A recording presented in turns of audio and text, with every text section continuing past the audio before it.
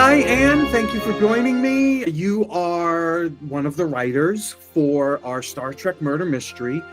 Tell us how you came up with the basic story for Murder on the Titan A. Well, I knew that the murder victim was going to be Klingon. I think it's a smart choice, given how many enemies the Klingon Empire has managed to make over the centuries. And I knew that Martok was still the High Chancellor of the Klingon Empire, given the timeline of the game. So in doing the research, I discovered there was like a splinter group of the Klingons who tried to weaken Martok's power during his rule. And once I made that discovery, I used that tidbit of information to build a list of suspects, each with an alien race who had like a vendetta against the Klingons, which was not hard to do.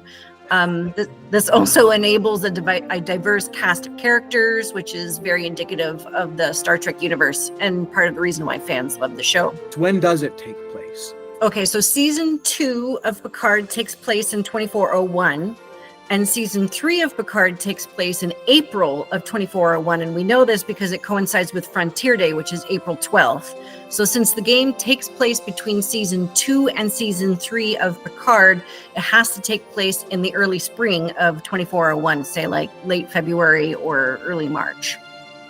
Right, when at a time when Shaw was still exactly. He's captain. Aboard, and then you've got 7 of 9, who's the commander in that point. He's in that position.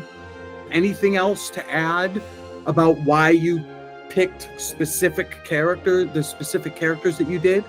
Well, I didn't want them to just have like a blood feud with the Klingons. They have to like have grudges against one another as well. And so the Star Trek lore is long and complicated when it comes to this. The Klingons went to war with the humans, with the Romulans, with the Cardassians.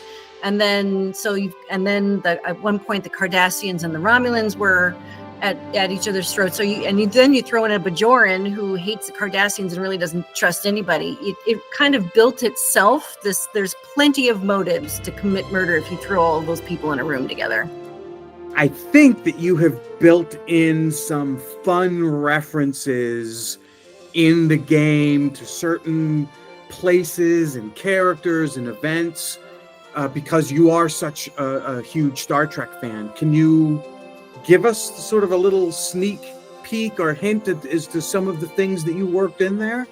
There's, the Hunters of Dagor originated actually back in Deep Space Nine. So that's Deep Space Nine. And then the House of Korath, which one of the Klingons come from, was first introduced in Voyager.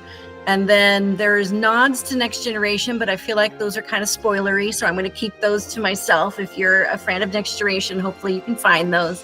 And then, of course, given the fact that it's in the Picard universe, you have to have Picard references. And I think that really comes through with Shaw's attitude towards Picard, which is not rosy and happy. So, and that comes across in all of his dialogue and in his interview, and that was fun. So then there's that in there as well.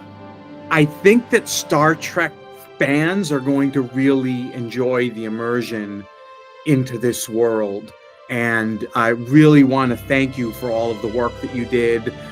Your knowledge of the Star Trek universe was very evident from the beginning, and glad to have you on board. Thank you. Thank you. It was great fun to write, and I hope everybody has fun playing the game. Thanks, Anne.